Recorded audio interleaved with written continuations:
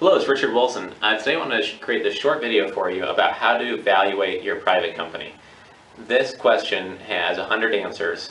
I am not an investment banker, but I have gone through valuation processes while companies 5 or 6 times in the past year have asked if we would like to be acquired, my private company. And so I've learned a lot about this the hard way through negotiating when I wasn't ready to negotiate, but didn't have my numbers prepared. I read a couple books on the topic, and I just have a lot of insight now into what the acquiring companies think about when they think about possibly buying your business. So I've known some other professionals who build businesses just to sell them, and they build and sell every 3 to 5 years. That's not myself. I build things for the very long term, and I think that's part of the value that I create is the very long-term thinking that we take to our niches. But I wanted to share what I had learned because I've learned a lot recently. So there's many different ways to evaluate your company. One of the most common ways you've probably heard of for a moderately mature company is to do a 3 to 5 times multiple on earnings. Okay, so let's make the math very simple. If you have a $1 million a year business, and let's say at the end of the day, after $1 million, you have $200,000 in profit after expenses, but before taxes, then basically at that point, $200,000 a year, to 3 to 5 times, that means you're worth between $600,000 and $1 million.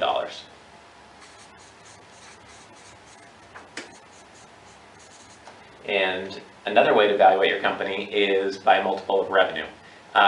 It could be 1 times revenue, 1.2 times revenue, 1.5 times, 2 to 3 times revenue.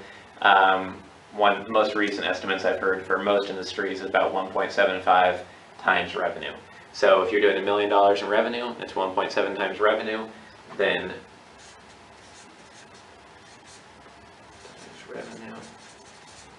that means we're worth $1.75 million is what you're evaluated at.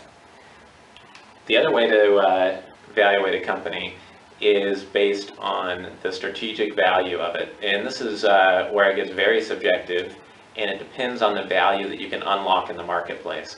We're facing this with one company that wants to acquire part of our business, and it's not so much about the fact that we're making $50 million a year. We're not. It's about the fact that they could make $50 million a year by acquiring our business.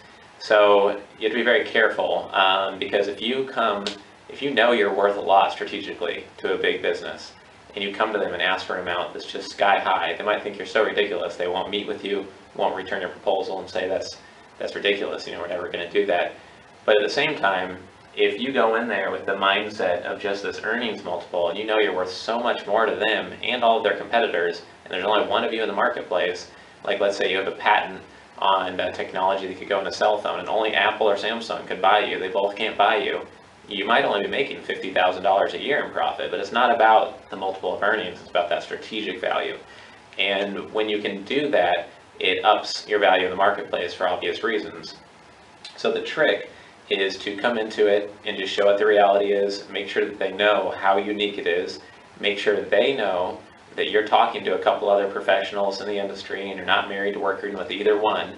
You just put a lot of hard work and sweat, blood, and tears into it, and you want to get a fair market value for what you've created, and you're patient. You're not in a big rush to close a deal today and get some low number for it. So that's really important because, again, you might be making $200,000, but you might be able to have your company valued as high as $5 million, $10 million. There's some companies that don't make any money at all, and they get valued at $40 million because the person who buys that technology for the next 10 years has a little advantage in that part of the marketplace. That might not sound like a lot, but imagine this. Imagine you are a publicly traded company, like one I'm speaking to right now, and they do $15 billion a year in revenue. They have over $1 billion in cash, and they're looking for ways to get a return on that cash over a 3, 5, 7-year period, also over a 1-year period after deploying it. But they have the cash sitting there waiting for intelligent acquisition decisions. Now, you might not move the needle in terms of $1 billion, but even if they invested $10 million get your $1 million a year in revenue business, maybe it would provide a great strategic return to them.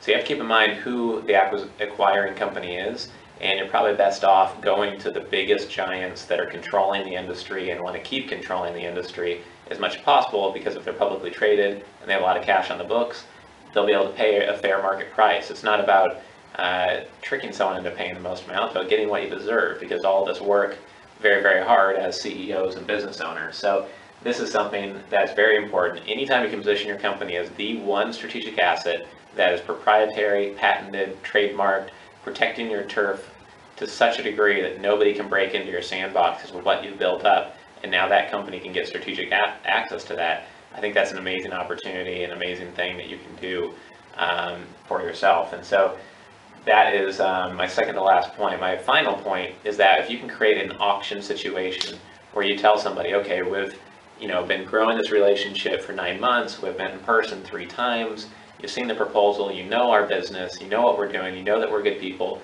we're going to do what we say we're going to do. We don't want all the cash up front. You could pay us $20 million now, and then when we hit the performance benchmarks, the other $20 million comes after 3, 5, 7 years, which is a little bit dangerous, by the way, but it shows that you're a little bit more fair and long-term minded and making sure that the asset does work for them. But once you've done that, you've kind of catered to these 2 or 3 groups and courted them over time, then you could say, okay, it's been a long time negotiating. We're going to decide in 2 months, there's 60 days, and we're going to decide by July 1st, 2014, or August 1st, 2014. So that's a good tactic to use when you have a couple people that are already warmed up to the process. You're not rushing them, and you're just first bringing them the idea and say you have 1 month to decide. It's after the relationships are already warm, that they know you're talking to other groups, etc. That can create an auction situation, which, combined with a strategic acquisition and a profitable company that's well positioned and protected around some space in the industry, can really up the value of your company.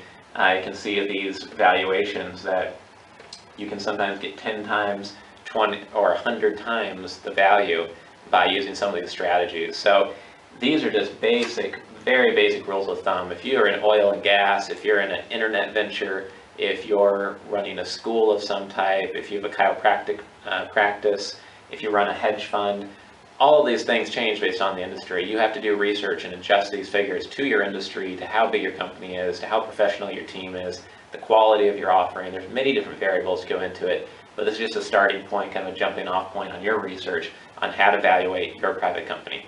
So I hope you enjoyed this video. It's Richard Wilson, and I'll see you again soon.